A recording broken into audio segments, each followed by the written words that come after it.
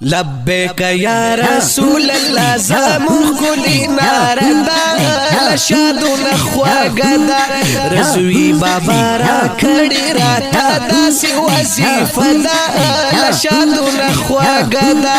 لبیک یا رسول الله زمون کلی ناردا لشادو نخواگدا رسوی بابا را کڑی را تا داسی وظیفه دا لشادو نخواگدا رسوی بابا را کڑی را تا داسی وظیفه دا لشادو نخواگدا پیزړونه خوشاليږي سکون پی ملاويږي आवाज د محبت دې جانتی نه خبريږي د مين یو انداز دې د اصحابو طریق دا